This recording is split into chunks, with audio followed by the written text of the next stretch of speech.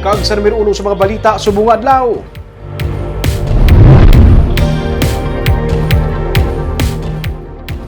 Katapos ang Board of Directors ng Central Negros Electric Cooperative o Seneco kag ang convener sang Consumer Watch Group mainit nga nagsinabtanay sa press conference kay nasang aga. May report si Nico Delfin.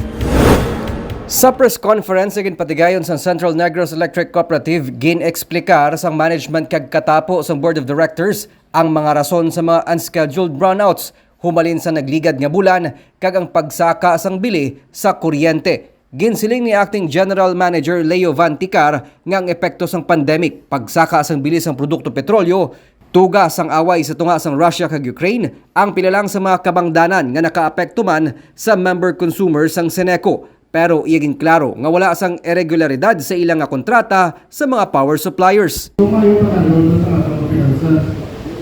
Ang kaso ng subo, ang kailangan niya, after ito mabagyan, isang privatization, kasi kita na ito, hindi na paskrap or palubog si Seneco. With all these collective bonds at items for disposal na convert to cash, wala kaya problema. At para nagyato sa performance sa mga libory, hindi na mga easy. So walang taon na gani, duli sa atang Bigil Negros sa Senata, nubukan sa kinapon. Ginsaysay man nila kung nga nag-emergency purchase ang power utility sang 20 megawatt power supply sa Pump Consumption Power Corporation o kung PCPC. Nag-back out si Petro. So the management and the board decided na magpunta na isang temporary and emergency power supply para itapan sa atong ginagawa para sa 80 megawatts based on the requirements.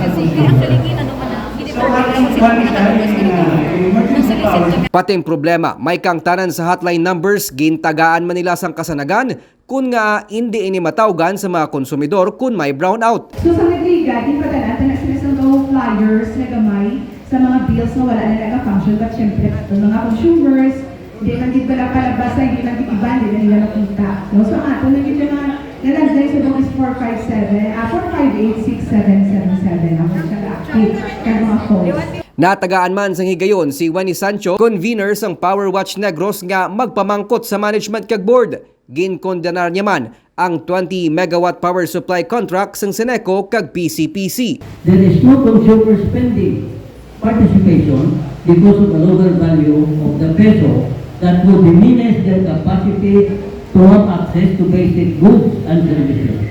The consistent increase in our electric bill payment for Seneco will exacerbate the worsening economic conditions of the workers. Pero wala na paiway ang tensyon sa tunga niya kag ni Seneco Board of Director Eugene Velasco nga among nagaligar nga naga-forum shopping ang Consumer Watch Group pinaagi sa pagpalabot sang reklamo sa national government. You keep accusing us, hindi ka makapate, nga hindi na nila position sa niya, i-dismissal for lack of probable cause. That's all, sir.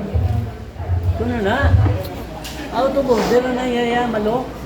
Mga ginambal, burong shopping, attorney, no, mutual juriste. Amin mo nangyari na yun, out of order na ka. Tapos na itong kaso yan at hindi na ito, nga ginasugrit ko pa. Ang nagpalakta, sinusulat sa presidente, hindi ako. I want to make it clear, dali lang. Wala, kuya, ang hindi ka mag-remission. Sa masilang ka nagsulat ko sa I think siguro will end this. Ginpahayag naman sa pamunuan sang Seneco nga handa sila nga atubangon ng mga reklamo batok sa ila. Nagpasalig man sila nga ma-improve pagid ang ila pagserbisyo agod mapunggan ang ginaduso nga privatization nga among para sa ila makatugas ang dako nga dispintaha sa mga member consumers. Nico Delfin para sa DigiCast Negros.